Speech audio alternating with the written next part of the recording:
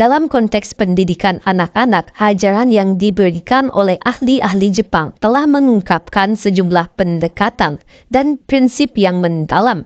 Di antara prinsip itu, terdapat 7 poin penting yang menggarisbawahi cara mereka mendidik anak-anak dengan baik dan membantu mereka menjadi patuh kepada orang tua di masa depan.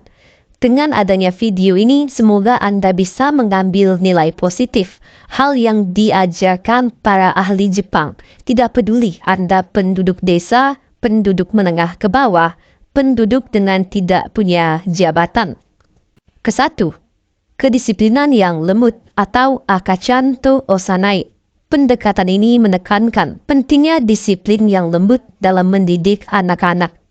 Ini melibatkan penggunaan komunikasi yang lembut tetapi tegas untuk memperlihatkan batasan-batasan yang jelas bagi anak-anak.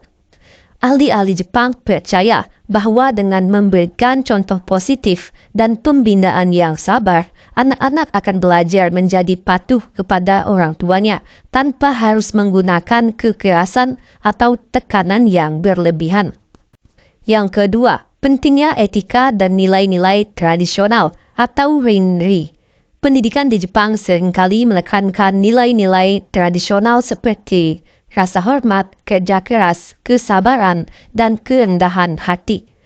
Membangun karakter anak-anak dalam memahami nilai-nilai ini dianggap penting dalam membentuk perilaku patuh kepada orang tua di masa depan.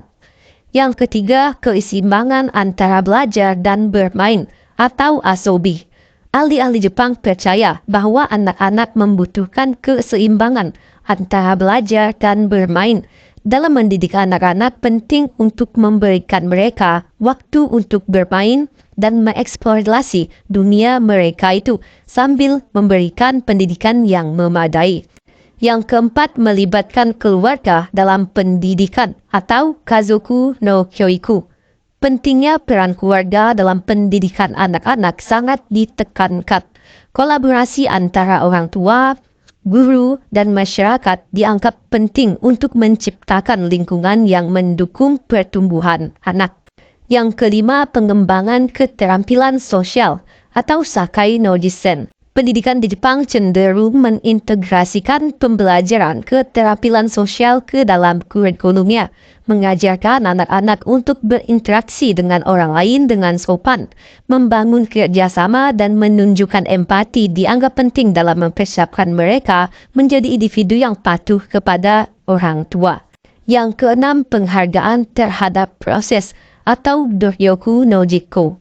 Pendidikan Jepang menekankan nilai dari usaha dan proses, bukan hanya dari hasilnya.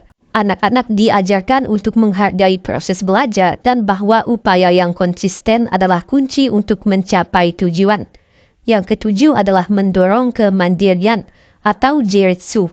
Meskipun keterikatan dengan orang tua sangat dihargai, pendidikan di Jepang juga mengajarkan anak-anak untuk menjadi mandiri. Anak-anak diberi kesempatan untuk mengambil keputusan yang kecil dan belajar dari kesalahan mereka, yang pada gilirannya membangun kepercayaan dirinya dan kemandirian yang penting di masa depan. Dari 7 poin yang disebutkan sebelumnya terkait ajaran ahli-ahli Jepang dalam mendidik anak-anak yang baik dan menjadi patuh kepada orang tua di masa depan, kita dapat mengambil beberapa kesimpulan utama. Yang pertama adalah pendidikan holistik. Pendidikan yang diambil oleh ahli-ahli Jepang mencakup berbagai aspek, tidak hanya fokus pada pembelajaran akademis tetapi juga memperhatikan pengembangan nilai-nilai, keterampilan sosial, dan kemandirian. Yang kedua ada pentingnya nilai-nilai tradisional. Ahli-ahli Jepang mengakui pentingnya meneruskan dan mengajarkan nilai-nilai tradisional kepada anak-anak. Ini termasuk rasa hormat, kerja keras, kesabaran, dan kerendahan hati sebagai landasan perilaku yang baik. Yang ketiga ada peran keluarga yang penting. Kolaborasi antara keluarga, guru, dan masyarakat sangat penting dalam pendidikan anak-anak. Dukungan yang konsisten dari lingkungan di sekitarnya memainkan peran kunci dalam membentuk karakter dan perilaku anak-anak. Yang keempat, pengembangan keterampilan sosial dan kepribadian. Mengajarkan keterampilan sosial, empati, kerjasama, dan penekanan pada proses pembelajaran serta menghargai usaha yang dikeluarkan merupakan bagian integral dalam mendidik anak-anak. Yang kelima ada keseimbangan antara belajar dan bermain. Pentingnya memberikan anak kesempatan untuk belajar dan bermain yang seimbang.